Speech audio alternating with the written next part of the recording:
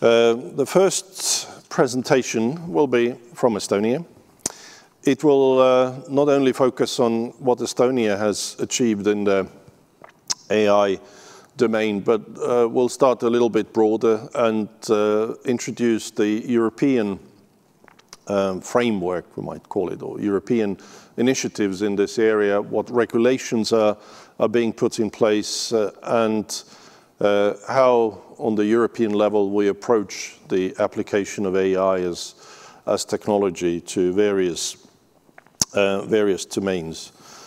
And to tell us all about this, we have Mr. Ott Velsberg, the Jedi Master of Estonian AI solutions and the government's Chief Data Officer in Estonia.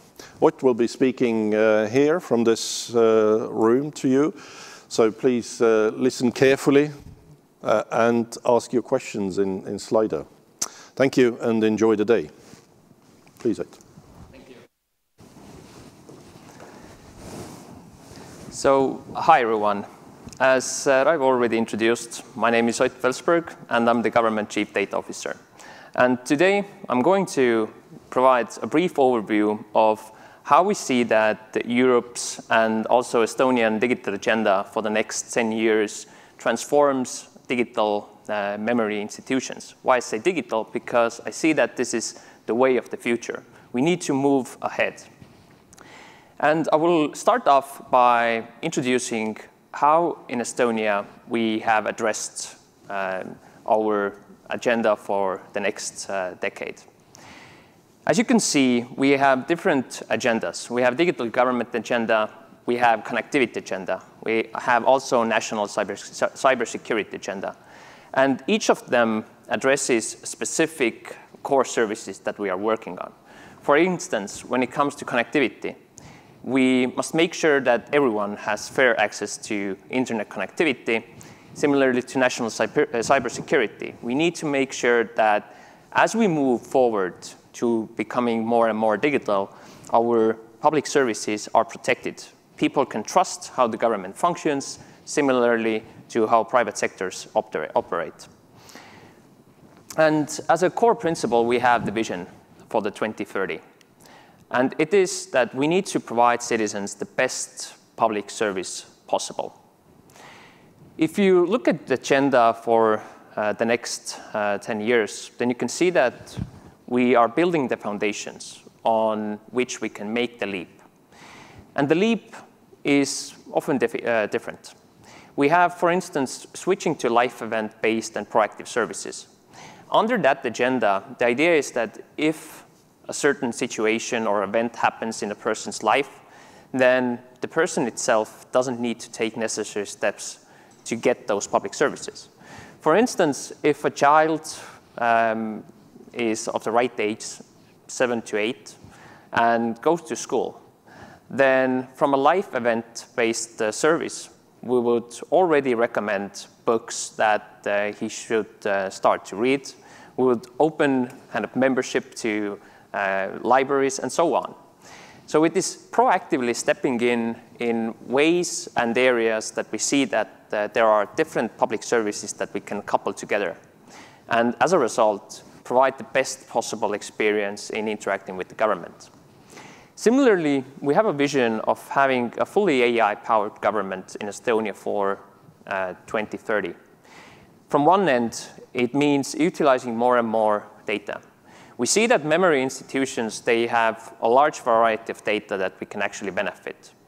And these use cases, they are often far away from the culture space itself. Whether it is in internal security, whether it is in healthcare, the use cases, they are plentiful. Similarly, private sector can make use of the data that the different memory institutions have to create new services or even innovate themselves. Then we have human-centric digital government. As part of human-centric digital government, we must ensure that how we use data, how we operate, it is coherent with the privacy expectations, that the citizen themselves can decide over on how their private data is being used. How citizens can make sure that the government, the private sector, research institutions don't misuse their data. Similarly, providing the means for people to decide how and on what circumstances other interested stakeholders can use their data. And of course, we need to invest in green digital government, making sure that what we are doing in the digital sphere is actually sustainable. We already today see that there is tremendous use of natural resources with the hopes of, for instance, Bitcoin mining. Is that really a viable option? If providing public services, similarly, how do we sustain the economy, the environment that we live in? And in order to do those leaps, we need to build the foundation. We are actively working on data-driven governance and reuse of data, making sure that data that we base our different services on is actually of high quality and trust. We need to make sure that we are innovating. Whatever we do in Estonia, in the government, would be impossible if it weren't for the collaboration we have with private sector, with universities, with citizens themselves. So collaboration, open innovation is at the heart. Similarly, we are working together with different countries. In AI-powered government, we have Bureaucrat, which is a government virtual assistant for the citizen, for the businesses. And on that specific sphere, we are working with Finland. We are working with Belgium today. And hopefully, there is more reusing, more sharing of what we have done and practices as well. Of course, at the heart of all of these changes is educating our public, educating the people that are actually behind the changes, the end users that in the end use the public services. It is glad that both the Minister of Economic Affairs and Communications and Minister of Education, we are both trying to address that people's literacy when it comes to using different services is high enough. And this brings me to the next agenda for Europe's ICT agenda for 2030. Although it is still in consultation, there are some important areas that there is a lot of attention being paid. And one of them is basic digital skills. And by 2030, it is seen that there must be basic digital skills for at least 80% of population. But as public services go online, then the aim should be higher. We should have the basic digital skills for the whole population. And I see that memory institutions have a especially important role in building that basic knowledge, the basic data literacy. Whether it is in terms of showcasing the history, how we have got so far where we are today, and where the future takes us. In a few months' time, we are coming out with a museum exhibition with Vabamu in Estonia, showcasing the history of building an e-government and also the way we plan to move forward. Similarly, National Library, different libraries in collaboration as well, have a tremendous potential of educating the wider population and providing the support needed to use different public services. In the end, there is a hope that in all countries, key public services are online. In Estonia, we often kind of cherish ourselves that 99% of all services are online. But at the same time, it is important to think that if those services even are online, are they user-friendly? And this is definitely an area that we see that we need to move forward. There is a lot more potential than it is today. And previously I mentioned kind of the public life event services, proactive services. This is just one way to address.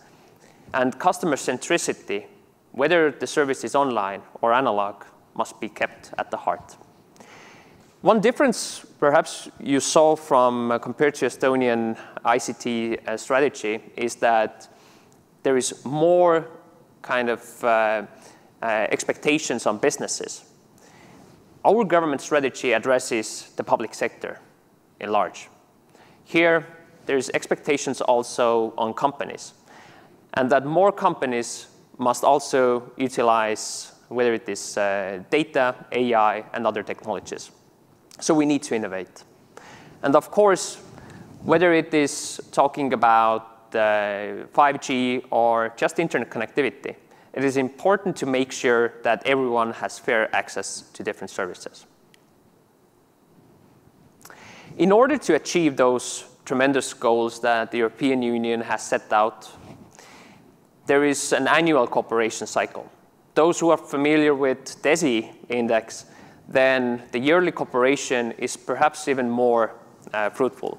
And every member state must have a strategic roadmap that is lined with Europe's goals for 2030. And on a yearly basis, there must be kind of evaluation on how far the different member states are moving right now. So now it brings me back to things that we are right now actually working in Estonia and what affects different memory institutions as well. So in the proactive government strategy, we see that there are different core public services that can be either fully automated or the interactions with the government are reduced to as little steps as possible. For instance, when a person is born, then the idea is to directly already register to the kindergarten waiting list to make sure that the child has a place at the kindergarten. When they start the school, why not already provide all the literature, also pay out child school benefits and so on. And in some cases, it is just pure IT. There is no kind of practical innovation. It is more about collaboration between different agencies, working together and providing the best service. But in some of them, there is actually need for technological innovation as well. For instance, in unemployment and job search, one idea is to also identify pre-hand on what if the person is likely to become unemployed. From a government perspective, it is most costly if a person already is unemployed. So if we can step in beforehand and provide means for re-education or actually even change kind of the work subject at all, then this would be more beneficial. And in unemployment and job search, we are already carrying out many different projects on providing recommendations on how to increase the employment of people, also providing recommendations on what job they should work at, and so on. But most of these examples you can see here, they don't require any technological innovation. But some of them actually do. And in Estonia, we use Ict as a mythological synonym for introducing AI to the larger public. Why Ict? From Estonian old mythology, Ict was a creature built from hay and stitches and typically carried out different tasks for the person. But you always had to be a little bit cautious because Ict could actually turn against you. And similar to AI, you need to be aware of the risks. Raivo mentioned bias. This is definitely one of them. Also, copyright issues related to data use and so on, data quality as well. So you need to be aware of the risks, but at the same time, AI can be of a lot of benefits to you. What is the situation right now in Estonia? In 2019, we started to invest in AI more aggressively. And 3 years ago, we only had a couple of AI use cases in the government, and we set out a kind of an ambitious goal that by 2021, we should have at least 50 AI use cases in the government.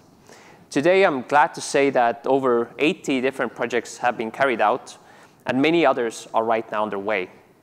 And the idea was to get the basic kind of experience of utilizing. And different memory institutions have played a crucial role in making that objective come true. For instance, National Library has been involved in many projects. And thanks to those experiences, we are able to better plan our strategic agenda for the next few years as well. And hopefully, such use cases also help to innovate the organization at large as well. the number of organizations that have invested in AI has grown tremendously as well, from just 4 in 2018 to 36 this year. And in order to provide kind of means for utilizing AI in an easy manner, we came out with the concept of reusable AI components. These are different AI components that are open source, free of charge for both the public and the private sector. And today, over 20 different organizations have already utilized some of them. Not organizations, use cases. And I must reinstate that today there are no fully automated processes.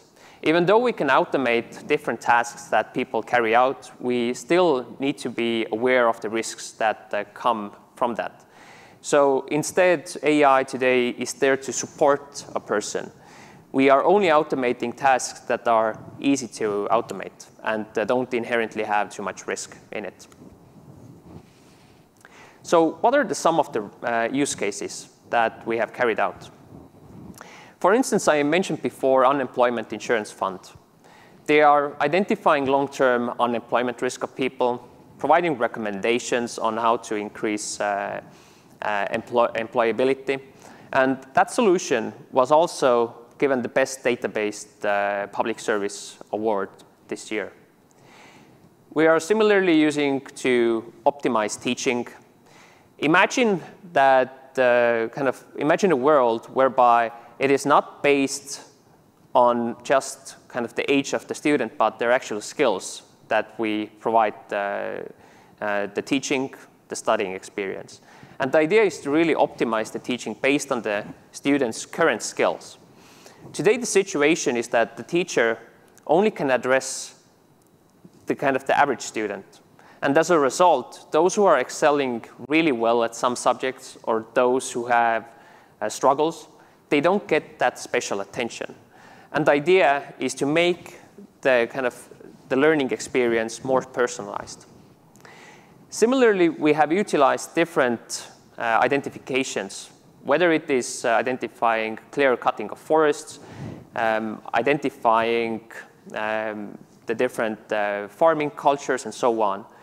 So remote sensing is really kind of taking off. When it comes to different acts that the European Union is right now working on, then Digital Markets Act and Digital Services Act are extremely relevant when it comes to identification of forbidden advertising. In Digital Services Act, the idea is to make sure that the information that is provided to citizens is actually trustworthy. And we have carried out a project with Consumer Protection and Technical Regulatory Authority to identify forbidden advertising from social media. But unfortunately, the gatekeepers, in this sense Facebook, who are market leaders in some areas, are not too willing often to share data. So Digital Markets Act addresses that particular area, making sure that different whether it is public sector or private sector stakeholders, have a fair chance of operating in the market as well. That the government, the different services that are provided are trustworthy. And lastly, Emergency Response Center has carried out different projects related to assessing the emergency of 911 calls. And in order to make those solutions come true, we have been working with our national broadcasting, with different libraries on transcribing audio text. And from doing that, we are able to increase the precision of voice transcription, understanding what I'm speaking right now and putting that into the text so it can later be analyzed and used. And just one of the examples, which is kind of one of our oldest solutions that we have implemented, is Cyticas. And it has been used in agriculture to detect whether the farmers actually mow the farmland or not. And as a result, the idea is to reduce the on-site inspections need. And also in customer support analytics, understanding why actually customers interact with different agencies. And in order to kind of support different agencies in implementing AI, we have come out with different reusable AI components. Our National Library has been active in using textual analytics. They also have themselves developed a tagger to map or provide tags to different books in the library, keywords. Right now, this is done by people, but replacing mundane tasks is the goal. And all of these solutions can be also used internationally.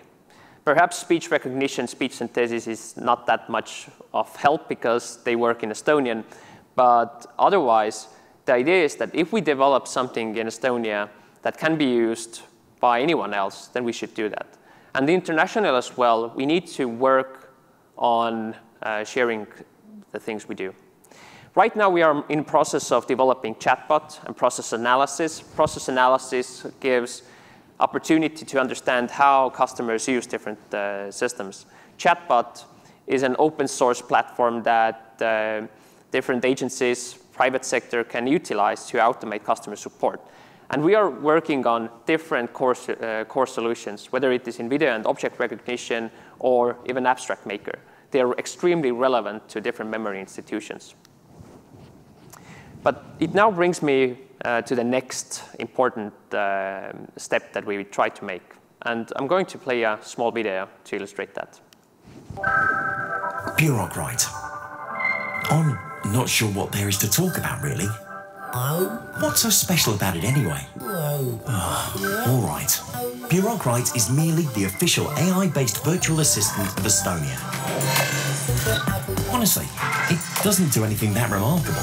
Actually, it mostly does completely mundane and sometimes even boring stuff, such as applying for a permit,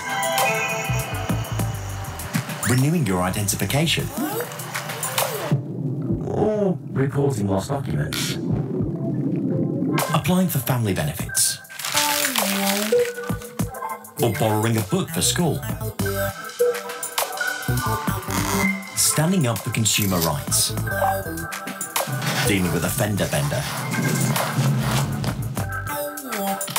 notifying of vaccinations, identifying mushrooms, and 1,000 other boring things. Now that you've listened to all this, you're probably wondering what you will do with all the free time on your hands. Well, who would know? Who would know? It's the perfect weather for a day at the beach. I'd recommend taking the electric scooter and hopping on a bus. With the help of Estonia's virtual assistant, Bureaucrat, you won't lose any more time solving everyday problems. Pick your preferred device to interact with Bureaucrat and get everything done through one communication channel. How can I help you? So as you saw, the idea of Bureaucrat is to provide public services through virtual assistant. And we see that by 2024, there is possibility of using different government services by voice in Estonian, Russian, English, and other languages, and using any device and channel to do that. And also the government would proactively interact with the citizen. And this brings me to AI regulation. The European Commission came out with a proposal for AI regulation a few months ago. And the background was that AI systems, they are complex, there is unpredictability, they are not transparent. And in order to regulate, they saw that the AI should be, in some instances, banned. In other areas, a lot of different mechanisms should be put in place, for instance, to ensure data quality, transparency, and so on. But the overall aim was to cover all AI. But the definition itself, the different techniques that Commission has brought out right now, covers not only AI, but different regular IT systems as well. So in many ways, the AI regulation regulates almost anything, or everything, I could say. And in unacceptable risk, for instance, social scoring, that is prohibited. This is understandable. But when it comes to high risk, then they are compliant to different AI requirements and Icts and conformity assessment. For instance, the proposal says that data must be kind of fully controlled without any mistakes and so on. So the quality must be assured, but this is impossible to put in place in practice. And while the Commission sees that the high-risk systems comprise of only 10% of all AI systems, then considering the experience of Estonian, then it is today at least 40%. And we see that more and more systems, they actually fall into the high-risk category. And some of the examples, the recruitment, the unemployment agency example, or different healthcare systems, they are all labeled as high risk. When it comes to medium risk, then there is transparency risk, that people are unaware that they interact with an AI.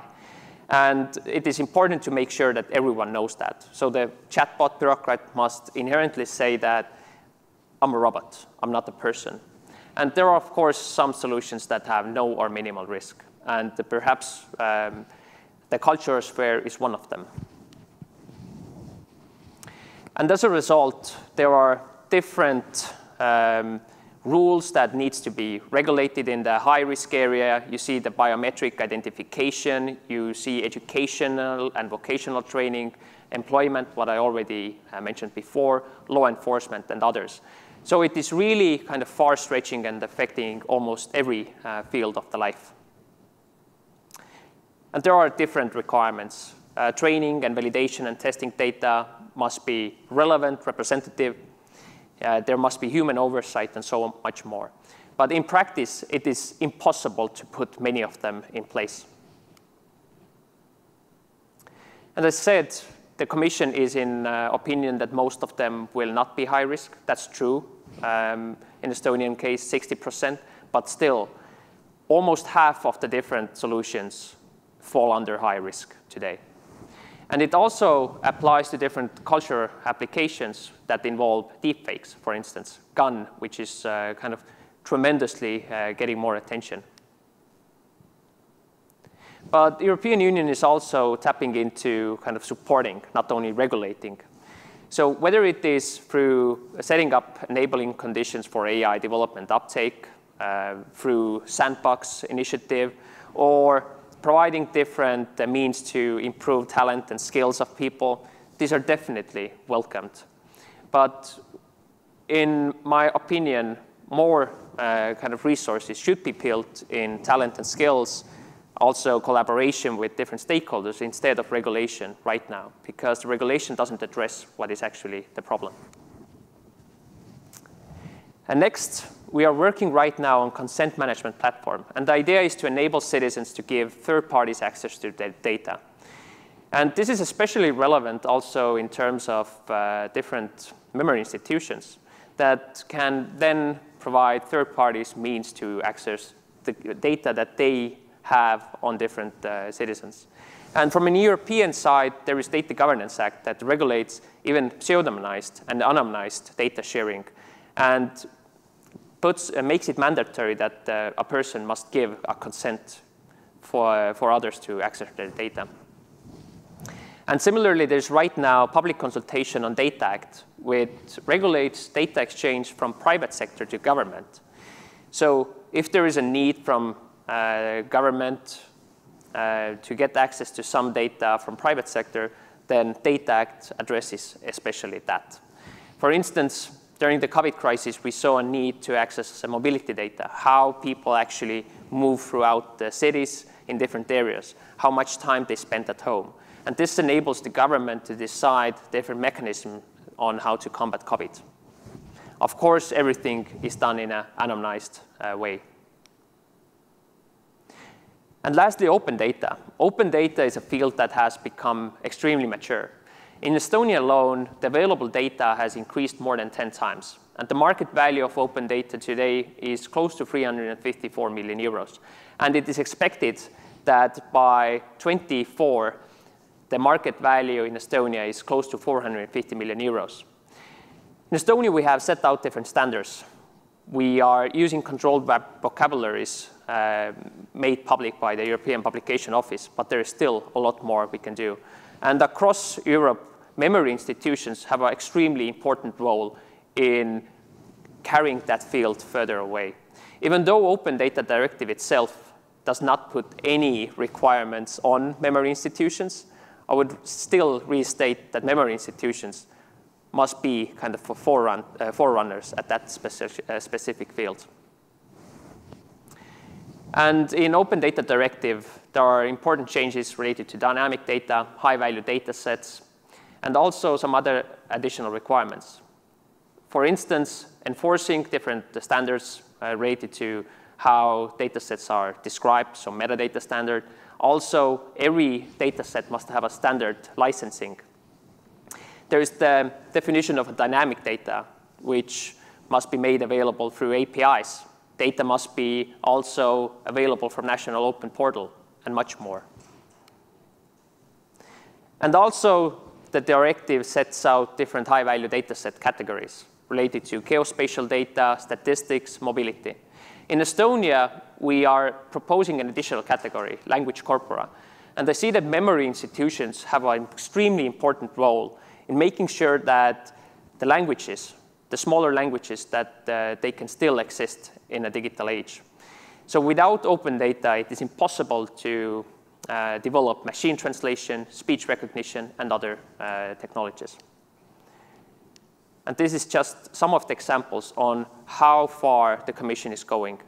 Different data, different categories are going to have precise kind of expectations on availability, metadata, and so on, how they should be made public. But this is kind of running to the end.